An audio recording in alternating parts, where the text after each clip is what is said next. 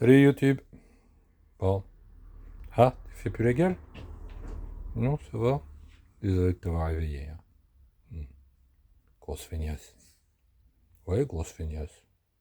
C'est qu'une grosse feignasse, je confirme. Bon, on n'est pas là pour parler du chien. On va parler jante. Jante talus ou jante en tôle? On va parler de jante en tôle. Attends, pose-toi, vieille, là.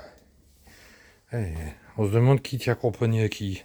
C'est moi son animal de compagnie ou c'est elle mon animal de compagnie? On va savoir, Charles. Alors, les jantes, décapage, peinture, pour côté pile et côté face. Magnifique, brillante. Alors, j'ai vu qu'il y en a qui voulaient avoir ce résultat. Et en fait, ils peignaient le côté brillant, là, ce que j'ai mis en brillant. Côté brillant, là. Ils mettaient en peinture gris métal. Ouais, je suis désolé, mais ça rend pas de la même manière. Voilà. Ça, c'est quand même... enfin, je sais pas, hein, mais je trouve ça un peu plus classieux. Donc là, on est sur trois jantes terminées, une couche. Alors pour rappel, il y aura, il y aura quoi? Il y aura, voilà, il y aura l'étoile, l'étoile rouge de Moscou. Tac, comme ça. J'espère que ça va tenir. Moi, je vais le tenir. Voilà, ça va donner ça en résultat. J'aime assez. Ça correspond bien à ce que je voulais faire. Donc pour moi c'est assez réussi. Alors c'est un énorme boulot, hein. Énorme travail, c'est des heures et des heures. Surtout pour faire cette partie-là. Parce qu'il faut avoir la tôle à nu, hein. Là ça rigole pas. Il faut que la tôle soit nickel, de chez nickel. Et après une couche de vernis 2K.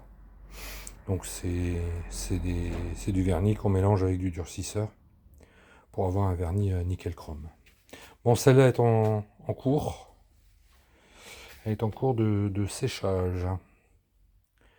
Donc voilà. Et puis donc ça nous fait 1, 2, 3, 4. Et la roue de secours, bah, c'était justement pas celle-là, excuse-moi le chien, de te demander pardon. La roue de secours, c'était justement pas celle-là que je m'attendais à mettre en roue de secours. Je vous explique. Cette roue-là, sur cette roue-là, il y avait encore l'après d'origine. On le voit, hein. L'après d'origine, c'est cette couleur rouge, la rouge rouille.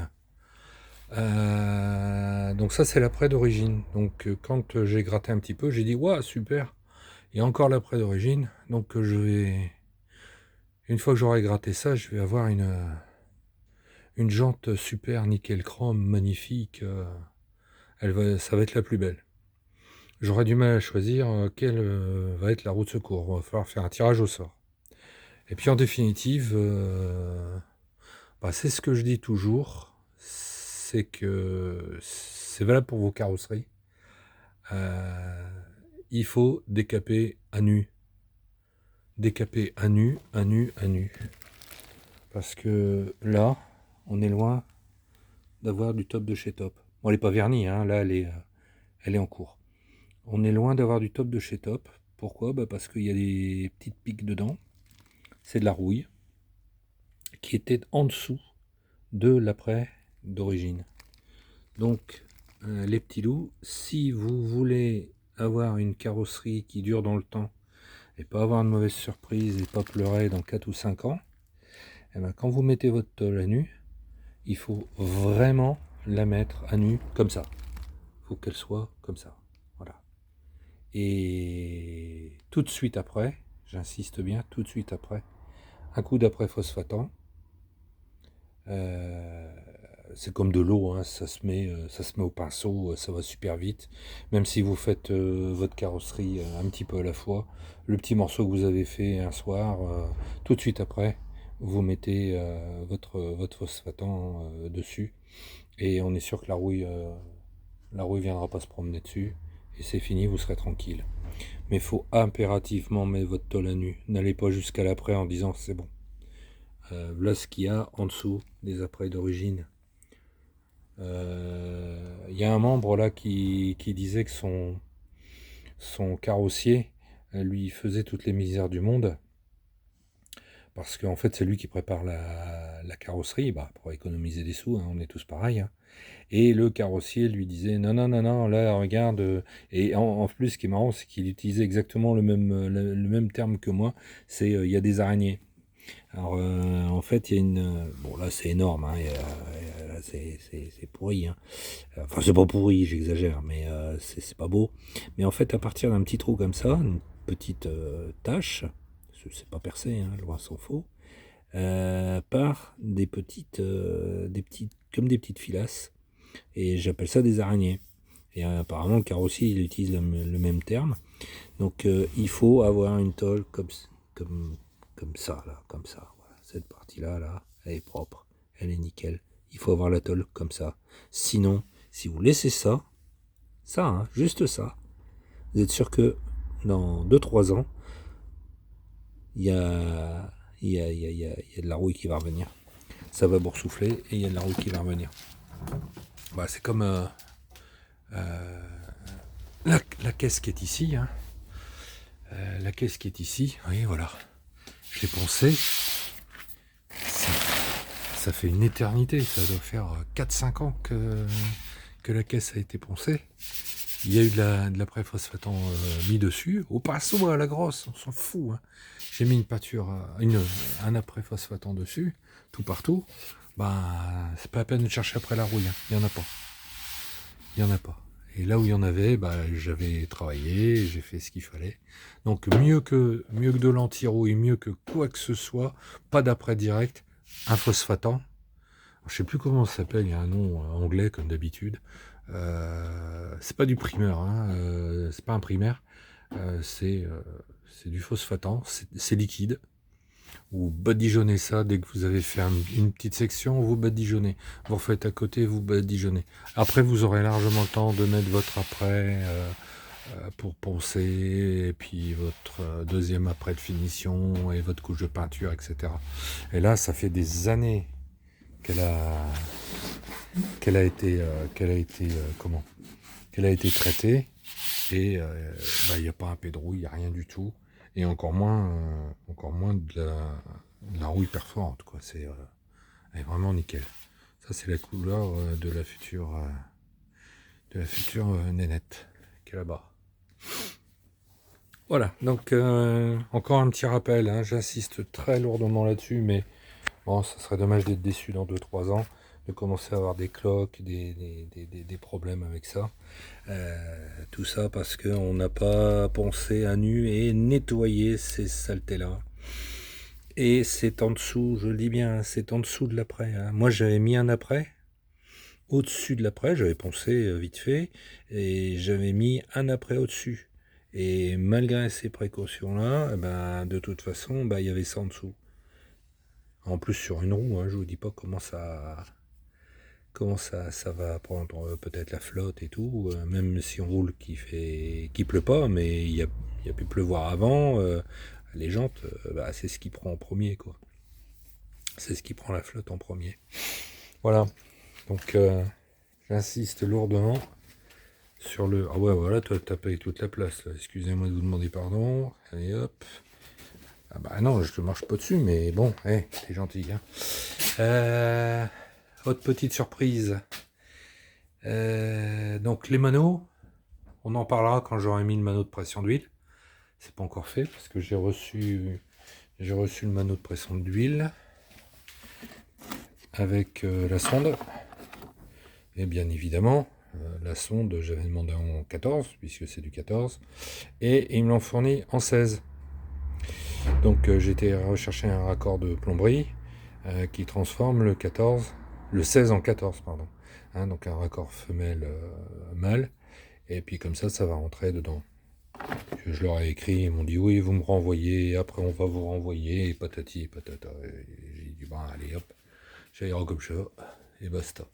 Donc dans les prochains épisodes, on va voir le mano, Installation du mano. Vous avez vu, j'ai enlevé le pare-choc.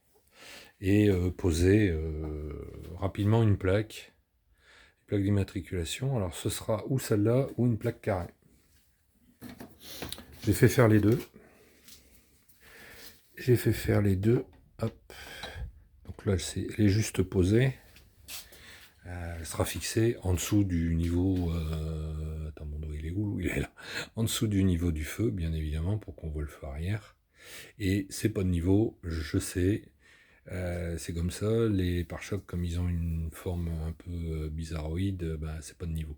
Mais la plaque, elle, je vais la mettre de niveau, elle sera nickel. Donc ce sera ou la plaque carrée ou la plaque rectangulaire. Je sais pas encore, j'ai pas décidé. En tout cas, il y aura plus de pare-choc à l'arrière, il y aura plus de pare-choc à l'avant. On va commencer à attaquer l'esthétique racing. Bon, je pense que déjà le moteur donne un peu d'idée de la finalité des choses. Donc voilà, un peu d'esthétique, un peu de mécanique, un peu d'esthétique, un peu de mécanique. Donc prochaine étape, ce sera l'installation, la pression d'huile. Température d'eau fonctionne, compte tour fonctionne, pression d'huile à installer. Je ferai peut-être une vidéo là-dessus, comme ça reprendra un peu les histoires d'installation de ça. C'est vraiment pas compliqué, quoi. Il faut une sonde, la sonde, ça on en avait déjà parlé. Il faut une sonde et non pas un monocontact. Et pour la pression d'huile, c'est pareil, il faut non pas un monocontact, mais une sonde de pression d'huile. Bon, ça en général, les revendeurs, ils savent à peu près faire la différence. Moi, ce que je craignais, c'était d'avoir un monocontact au lieu d'une sonde. Mais bon, ça va, il a compris ce que je voulais et c'est bon. Pourtant, c'est pas le meilleur, c'est pas le plus réputé, hein.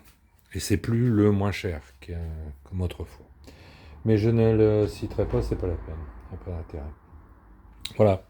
Donc, si ma mémoire est bonne, ce qu'on a dans cette teinte-là, c'est donc les jantes. Normalement, c'est l'étoile. Hein. Donc là, bon, j'ai fait un petit peu à ma sauce pour faire un peu joli. Donc, normalement, en ivoire 314, je crois, ça va être quelque chose comme ça. On a ça. On a le tableau de bord qui devrait être de cette teinte-là. Mais je pense que le tableau de bord, je vais encore en faire qu'à ma tête. J'aimerais bien faire une peinture vermiculée. Avant, il existait du rouge et du noir, le rouge Ferrari et du noir. Et apparemment, maintenant, on pourrait utiliser des teintes. On pourrait faire des teintes sur mesure en vermiculé. Donc vous regarderez sur internet ce que c'est qu'une peinture vermiculée. C'est en fait une peinture qui est un peu fripée. Voilà, donc peut-être je vais mettre ça sur le tableau de bord. Donc normalement il y a ça, il y a les jantes, il y a le tableau de bord et les entourages de fenêtres qui sont de cette teinte-là. Donc l'entourage de fenêtre, je pense que je vais aussi y changer, puisque la teinte de la voiture, vous avez vu, c'est un petit peu dans ces eaux-là. C'est le blanc à gêne, et le blanc à gêne ressemble un peu à ça. Donc je sais pas, je ferai des essais sur des plaquettes pour voir s'il y a une différence, vraiment pour trancher au niveau de la porte. Si ça tranche pas assez, je passerai à autre chose, je ferai autre chose.